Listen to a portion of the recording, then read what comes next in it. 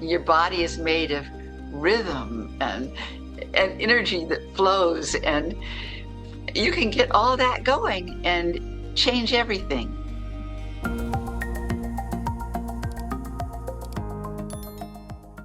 Donna, how would and why would energy medicine, energy psychology be a helpful modality specifically for autoimmunity? What is it about autoimmunity that makes energy medicine helpful? Yes, thank you. Animates our immune system. Our immune system is energy. Maybe 5,000 years ago, at least, the Chinese identified meridians in the body. And meridians are these energy pathways that feed our organs and help us be healthy and vital, and give you the tools even to get your energy back when you've lost it. But they always try to stay in balance. And one of those meridians is a meridian called triple warmer. And triple warmer will fight the danger, whether it's inside you or outside of you.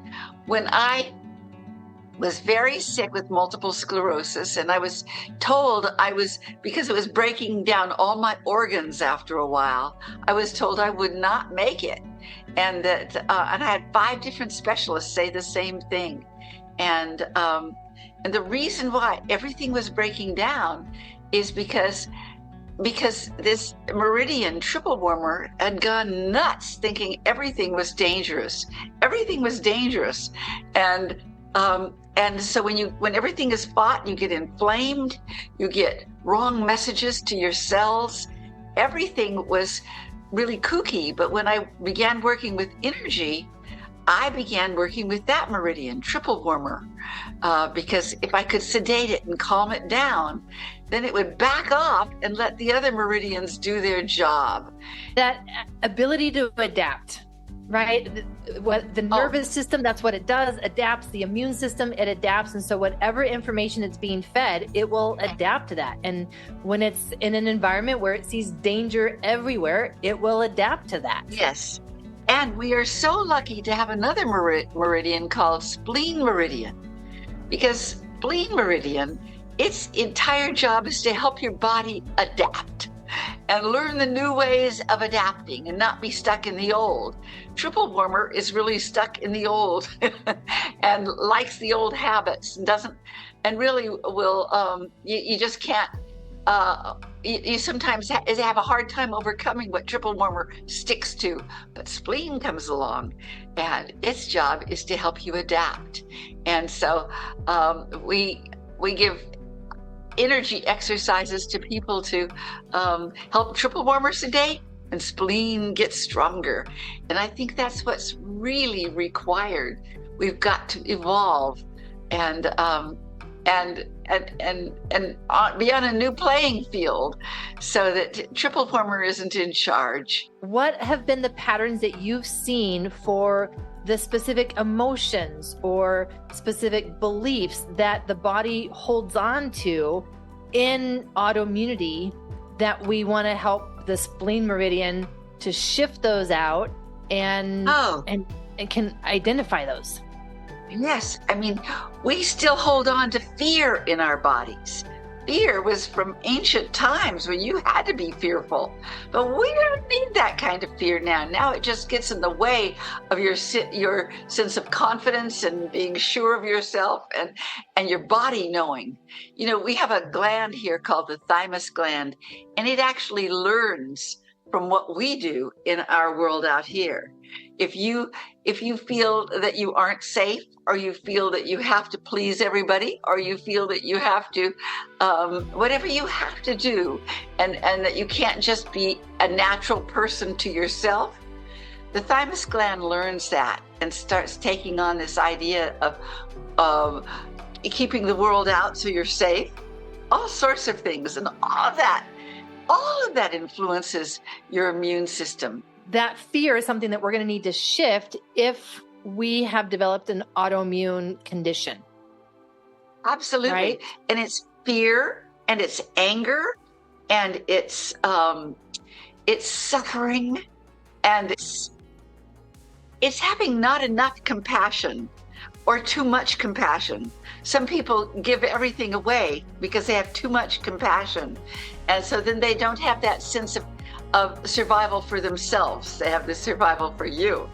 Or just grief. If you're carrying too much grief, it's got to be moved. Now, all the meridians in the body will help you shift all that. Calming triple warmer down really is the beginning. It's the first step.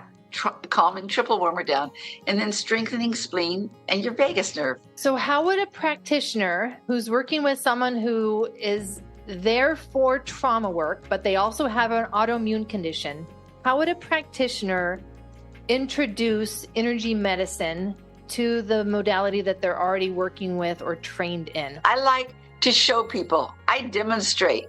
I'll say, learning energy testing is a great thing. So I really think that learning energy testing so that you can show people, like if they, are they weak or strong on meridians or different body parts, or what's going on. All of your trauma isn't just in your head, it's everywhere in your body, that trauma. Your feelings, the way you're stuck or the way you're animated, it's all energy.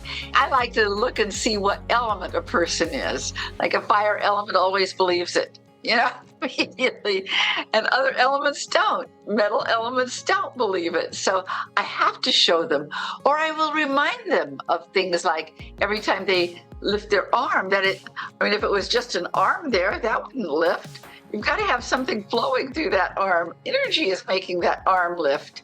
And the connection between your brain and the energy is making that arm lift. So I just remind them of things that they really do know, and then show them. When I was at that time in my life when energy wouldn't move and I just didn't have it, I just began putting my hand on my body and smoothing down, like on my arms. It began on my legs because my legs wouldn't work. So I went very, very slow. And if you especially go down the outside and up the insides of your legs, up inside, down outside, you will start getting in, connecting up with your meridians, and energy will follow your hands. And you might start feeling that energy yourself. Some people start seeing the energy. And you believe then, but feeling it will work. Feeling it will work. It's like, whoa. And so, yeah. I'm going to sneeze. I love how you say that. Yeah, energy will follow our hands, because we, one of the exercises that we do is like a heart support, and we find ways in which to actually create that sensation of holding our heart up. And when we do that, for many people, there's a lot of emotions, there's a lot of grief, there's a lot of stuff that surfaces that they had no idea was there. And it's just, that's right. When we bring the energy there because we've placed our hands there, then we become aware of those things that we just didn't have the energy flow around that to allow to surface. What I've also found with my body is heat on my back along my sympathetic chain really calms down triple warmer. It most definitely does. Okay. First of all, on your back here, you've got several triple warmer muscles. But you also have spleen. The biggest muscle in the body is a spleen muscle. Trapezius is a spleen muscle, and latissimus dorsi is a spleen muscle. So it's like, it is so good. It helps triple warmer and spleen start getting in balance. And that's what you want in the future. You want to be, warned if there's true danger in the world for you, but you want spleen to move you in such a confident, safe way, and attune to what your mind is telling you, because triple warmer is without brain. It just does it, but spleen can help you hook up to intelligence.